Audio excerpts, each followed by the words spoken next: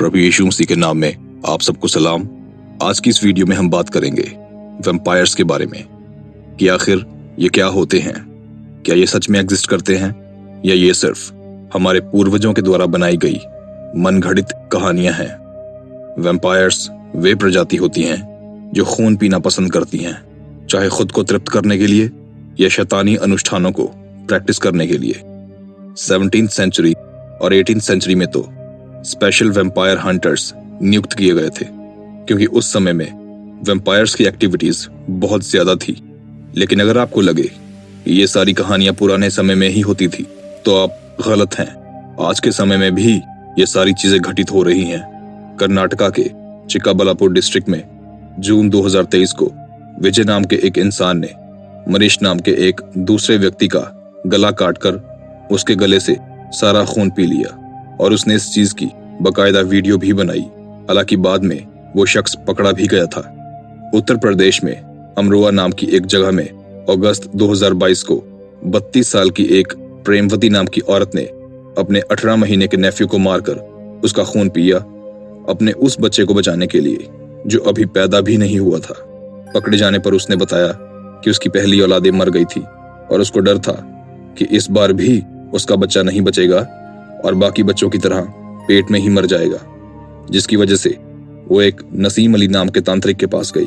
तो उस तांत्रिक ने एक शैतानी अनुष्ठान बताया जिसमें उसको अपने नेफ्यू का सैक्रिफाइस देना होगा और उसका खून पीना होगा।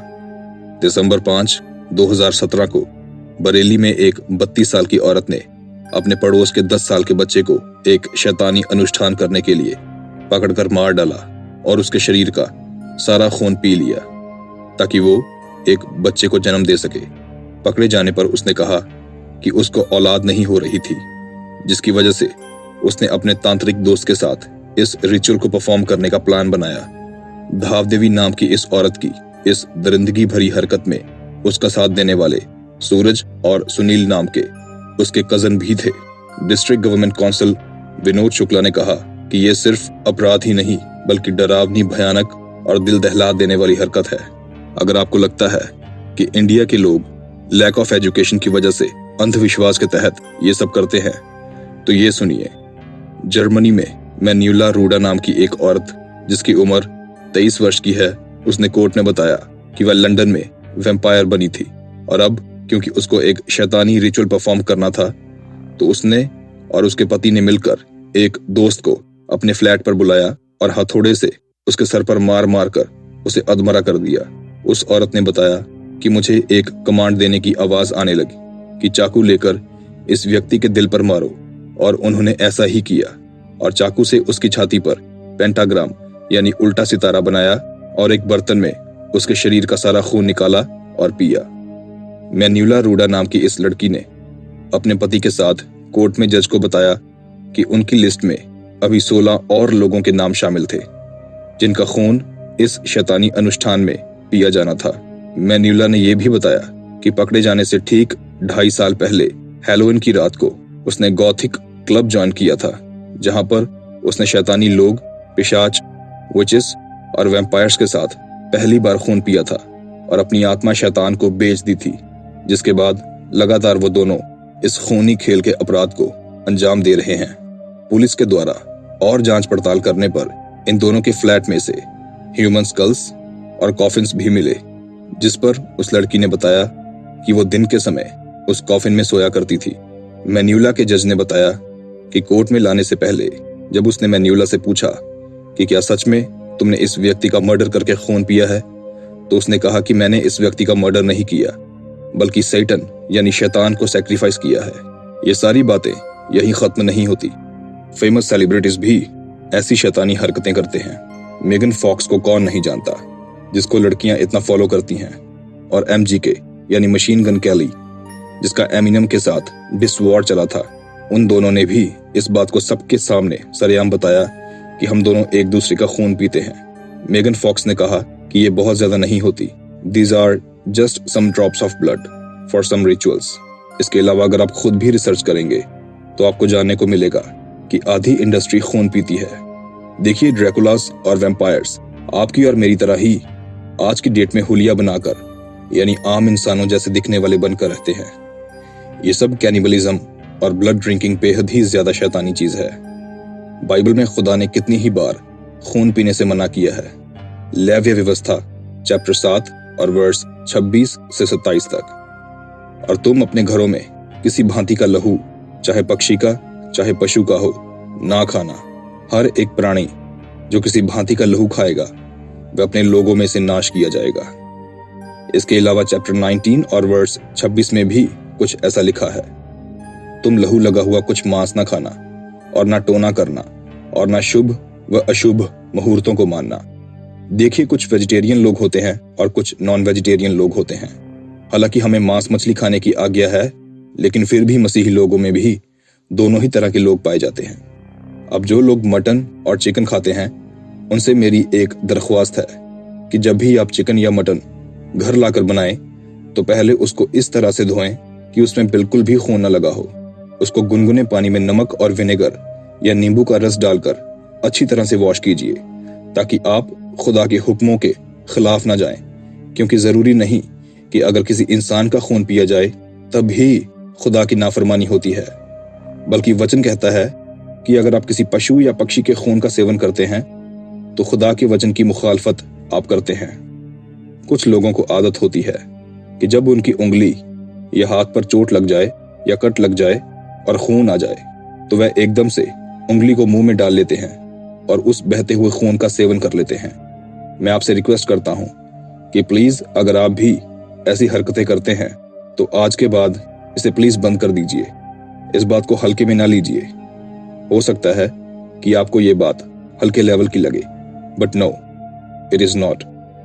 देखिए, वैम्पायर्स का अस्तित्व तो था और है भी, तभी तो खुदा ने खून पीने से अनगिनत बार मना करते हुए इजराइलियों से कहा था कि तुम इन लोगों की कुछ भी प्रैक्टिसेस और रिचुअल्स को अडॉप्ट मत करना, क्योंकि वे शैतानी लोग खून भी पीते थे।